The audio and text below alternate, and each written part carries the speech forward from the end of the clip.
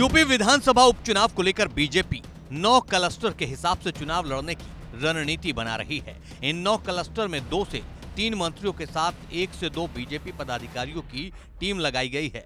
सरकार के प्रभारी मंत्रियों को भी अलग अलग जिम्मेदारी दी गई है।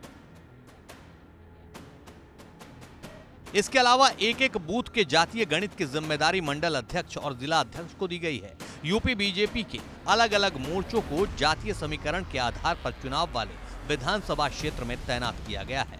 मतदान के लिए प्रेरित करने वाली जातियों के क्षेत्रीय नेताओं को भी लगाया गया है।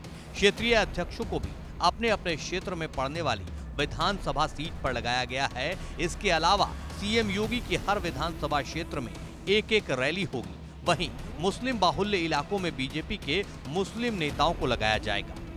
चुनाव प्रचार में बूथ प्रबंधन के निचले स्तर के कार्यकर्ताओं को शामिल किया गया है। पार्टी के सभी सांसद और विधायकों को दिवाली बाद पूरी तरह से उपचुनाव वाले विधानसभा क्षेत्रों में ही रहने के लिए कहा गया है। इन सब के अलावा मुख्यालय पर मॉनिटरिंग सेल भी बनाई गई है। सूत्रों के मुताबिक बीजेपी के पक्ष में यूपी उपचुनाव में जनमत तैयार करने के लिए संघ की तरफ से बड़े पैमाने पर संपर्क कार्यक्रम शुरू किए गए हैं। संघ ने उपचुनाव वाली विधानसभा सीटों के लिए टोलियां तैयार की है। इन टोलियों ने लोगों तक संदेश पहुंचाना शुरू भी कर दिया है।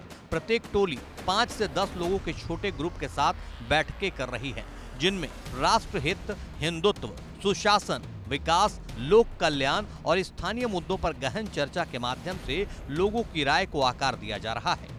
यूपी में जिन सीटों पर उपचुनाव होंगे उनमें कटेहरी, करहल, मीरापुर, गाजियाबाद, मंझावा, सीसामऊ, खैर, फूलपुर और कुंदरकी शामिल है। इन सीटों पर 13 नवंबर को मतदान होगा और 23 नवंबर को मतगणना होगी। चुनाव आयोग ने 15 अक्टूबर को एक अदालती मामले के कारण मिल्कीपुर को छोड़कर यूपी विधानसभा की 9 सीटों पर उपचुनाव की घोषणा की थी।